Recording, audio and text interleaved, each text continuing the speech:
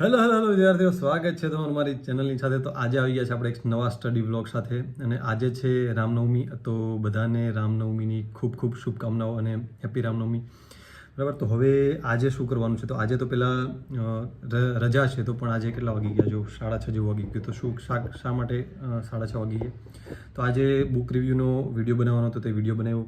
પછી CC group B માટે ઘણા બધા કહે છે વિડીયો લાવો એની બુક લિસ્ટ માટે. તો એ વિડીયો માટે હું એનાલિસિસ કરતો હતો બધું, કે કઈ માટે કઈ બુક બેસ્ટ રહેશે. બધું મારી પાસે બુક પડ્યું છે, એમાંથી જોતો હતો કે કઈ રીતના શેના માટે કઈ રીતના બેસ્ટ બુક લિસ્ટ હોઈ શકે. તો એ જોતો હતો. તો 1-2 દિવસમાં એનું પણ બુક લિસ્ટ આવી જશે, ડોન્ટ વરી. બરાબર છે ને? પછી આજે આપણે કરવાનું છે એ છે એક પીએસઆઈનું ફોર્મ ભરવાનું છે આજે. તો એ પણ આપણે ભરી નાખશું. અને કોઈક સબ્જેક્ટ છે એ લેશું, એનો કોઈક ટોપિક લેશું, અને કરતાં કેટલો સમય લાગે છે જોવાનું છે આપણે. ભાઈ, આધુનિક ભારતનો ઇતિહાસ છે, તો એને એક ટોપિક લેશું આપણે, અને એ ટોપિક મેન્સ રિલેટેડ તૈયારી કરશું એની. તો પહેલી વાર મારા માટે ટોપિક હશે એવો હું લઈશ, અને એને કરતાં કેટલી વાર લાગે તમને પણ આઈડિયા આવે કે ભાઈ નવો ટોપિક છે તો કેટલી સમય લાગે એ કરતાં માટે. તો આપણે એ પણ જોશું કે કેટલો વાર લાગે એના માટે. લખીને હું કરીશ, તો વ્લોગની અંદર એ બતાવીશ. પહેલાં તો આજે હવે રજાનો દિવસ હોય એટલે કેવું છે કે નાવાનું સાંજે ના રાખી. તો પહેલાં તો હું નાવા જઈશ, અને પછી આવી અને મંદિરે જઈ અને પછી શાંતિથી પીએસઆઈનું ફોર્મ ભરવાનું છે આજે રામનવમીના દિવસે. બરાબર છે? અને એક વિડીયો મૂકવાનો છે. તો વિડીયો અત્યારે જેવું હોય તો મૂકી દઉં છું. બુક લિસ્ટનો નથી, પણ બુક રિવ્યૂનો વિડીયો છે, તો અત્યારે મૂકી દઉં છું. અને પછી આ વ્લોગ કદાચ કાલે મૂકીશ, આજે તો કંઈ નક્કી નથી હવે. તો ચલો મળીએ નેક્સ્ટ વ્લોગમાં સાથે. હવે નાહી ધોઈને તૈયાર થઈ જાઉં, મંદિરે જઈ આવું, પછી પીએસઆઈનું ફોર્મ ભરીએ બતાવીશ, અને ત્યાં સુધી એક વિડીયો આપણે અપલોડ કરી દઈએ. બરાબર, ટાટા. તો મિત્રો, નાહી ધોઈને ભગવાનના દર્શન કરીને હવે ભરવાનો વારો આવી ગયો છે પીએસઆઈનું ફોર્મ આજે. સરસ મજાનું. બરાબર છે? તો પહેલાં બધા ડોક્યુમેન્ટ ભેગા કરી લઈએ અને પછી ફોર્મ ભરીએ.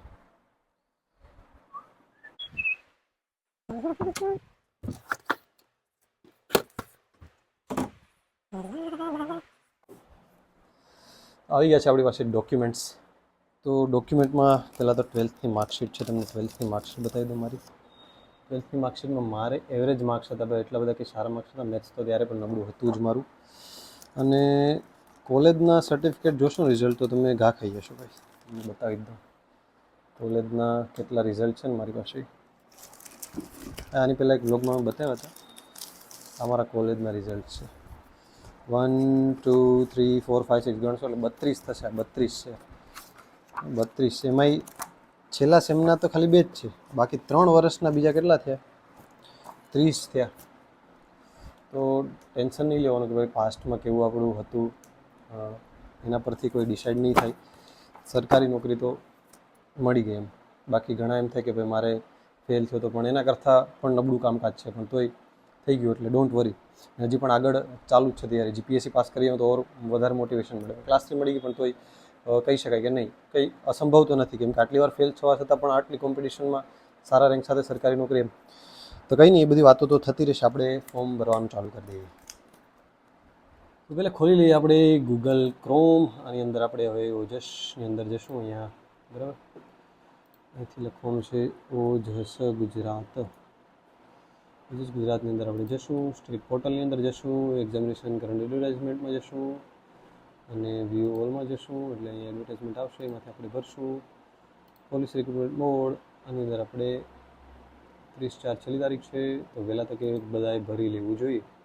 બરાબર. આમાં એપ્લાય કરવું છે તો કે એપ્લાય નાવ કરવાનું છે. બરાબર, ઓકે. હવે રજિસ્ટ્રેશન નંબર, બર્થ ડેટ, આ બધું કોન્ફિડન્શિયલ છે એટલે હું તમને આને બતાવી શકું. એટલે ફોર્મ ભરાઈએ પછી આપણે પાછો વ્લોગ ચાલુ કરી દઈએ. ઓકે, ટાટા. ફાઇનલી પીએસઆઈનું ફોર્મ ભરાઈ ગયું છે. તો હવે આપણે બધું ડોક્યુમેન્ટ મૂકીને હવે વાગી આમ પણ ગયા છે 8:15 જેવું થઈ ગયું. નીચે હવે જમવા જવું પડશે. આજે રામનવમી રહ્યો છું એટલે થોડુંક ફ્રૂટ સલાડ ને એવું જમવા બનાવ્યું છે, એટલા માટે જમવા નીચે જવું પડશે. આજે જીટીની આઈપીએલ છે તો આઈપીએલ જોઈશ. પણ નહીં, તમારે આ નથી કરવાનું, કેમ કે મારી પાસે તો નોકરી છે. એટલે જોબ કરતા હોય ને ત્યારે આવું થોડુંક થઈ જાય, એમ થાય ચલો નોકરી છે એટલે થોડીક તૈયારીમાં ધીમાશ પડી જાય, જો તમારામાં કોન્ફિડન્સ હોય તો. એટલા માટે જ હું રજા મૂકી અને લાઇબ્રેરી જોઈન કરી અને તૈયારી કરવાની છે નેક્સ્ટ. એટલે કેમ કે જો તમે આમ સાથે સાથે કરતા હોય ને તો એટલો મૂડ ના જ બને. એટલા માટે પણ તમારે મક્કમતા રાખવી પડે એના માટે. એટલે હવે મારે પણ એવું કરવું છે. પણ આવો ક્યારેક નવરાશનો અથવા એક રજાનો દિવસ હોય ત્યારે આવી રીતના થોડાક કામમાં નીકળી જતો હોય છે.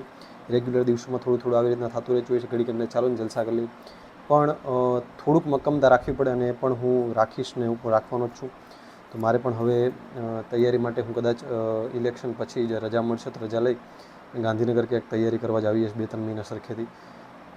કેમ કે તો પછી થોડુંક બૂસ્ટ લાગી જાય. તો ચલો વાંધો નહીં, આપણે હવે જે નેક્સ્ટ સેશન છે એ જમીને જ રાખીએ. હવે જે ટૉપિક કરવાનું આપણે નક્કી કર્યું હતું એ, બરાબર? તો જમીને મળીએ પાછા. તો અત્યારે વાગી ગયા છે 10 અને હવે આપણે અત્યારે ચાલુ કરીએ એક ટૉપિક પકડવાનું. જે ટૉપિક છે આપણે એ છે સામાજિક ધાર્મિક સુધારણા. ભારતના સામાજિક અને ધાર્મિક સુધારણા આંદોલન છે એના વિશે અવારનવાર પ્રશ્ન એકાદો નીકળતો હોય છે. આમાંથી પ્રિલિમ્સ અને મેન્સ બંને માટે આઈએમપી છે. તો આના કેટલા પેજ છે? એક આના ગણીએ તો 1 2 3 4 5 6 7 8 9 10 11 12 14 15 16 પેજ જેવા પેજ છે, બરાબર? તો આ પેજને આપણે કરવાનું છે. તો પહેલાં હું સરખેથી આને એકવાર વાંચી જઈશ અને પછી બીજી વારમાં હું અંડરલાઈન અથવા લખીને કરતો જઈશ. એવી રીતના હું કરીશ. પરફેક્ટ કરતાં મને કેટલો ટાઈમ લાગે છે જોઈએ. તો સ્ટાર્ટ કરીએ.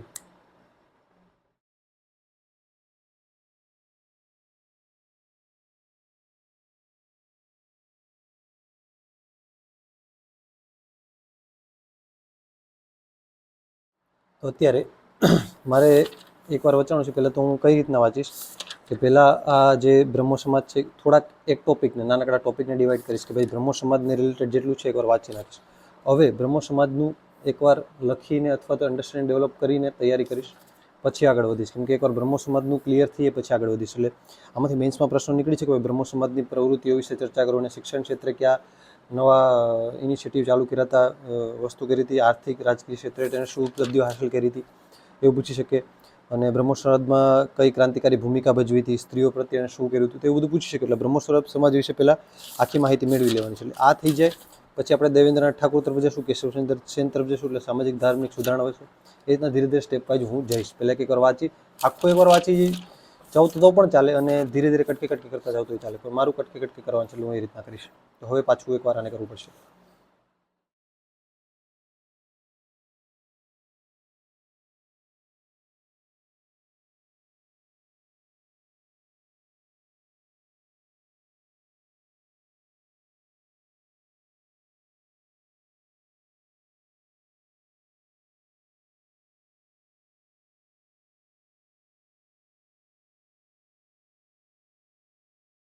તમે જે લખાવાનું છે ને એ બધી વસ્તુ નથી લખવાની. તમારે જેમ કે રાજા રામમોહન રાયનો જન્મ હુગલી રાધાનગર, તો જે ફેક્ટ ડેટા છે કે જે યાદ રાખવા માટે અઘરો પડે છે.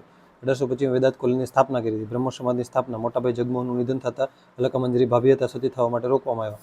લોર્ડ વિલિયમ બેન્ટિક સાથે મળીને 1829માં સતી પ્રથા નાબૂદીનો કાયદો કર્યો. અગાઉ અકબર દ્વારા પણ સતી પ્રથા નાબૂદીનો પ્રયાસ કરવામાં આવ્યો હતો.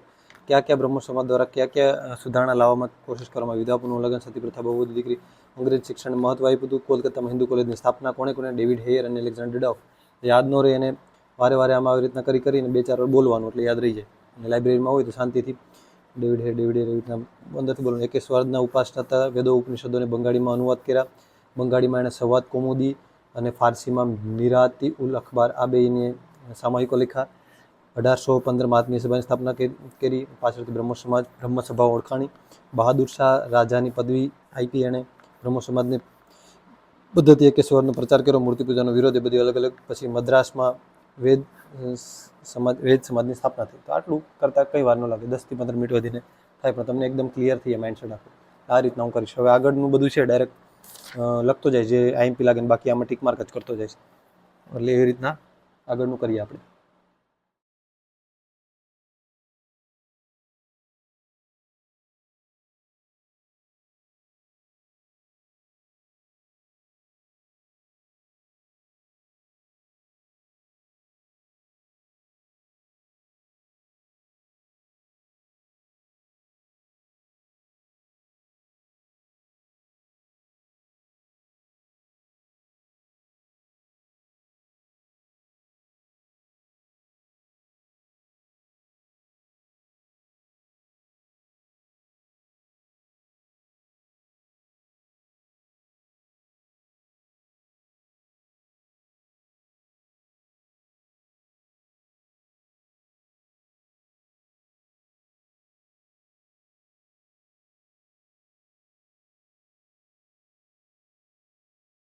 તો અડધી કલાક થઈ ગઈ છે. અડધી કલાક ઉપર થોડું થયું છે. થોડીક વાર પાણી પીને પાછા 5 મિનિટનો બ્રેક કરીને લઈ લઈએ. કેમ કે ઘણા સમયથી વાંચ્યું નથી એટલે છે ને હવે 1 કલાક સતત બેસાતું નથી. હવે ધીરે ધીરે ટેવ પડશે.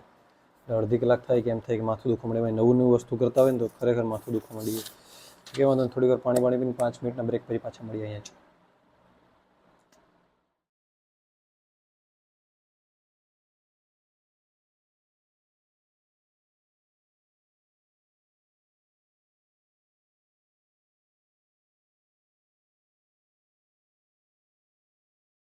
હવે 11:15 થયા અને આજે અહીંયા સુધી પતી ગયું છે, પરંતુ હજી રિવિઝન એકવાર કરવું પડશે કેમ કે બહુ બધો ડેટા છે.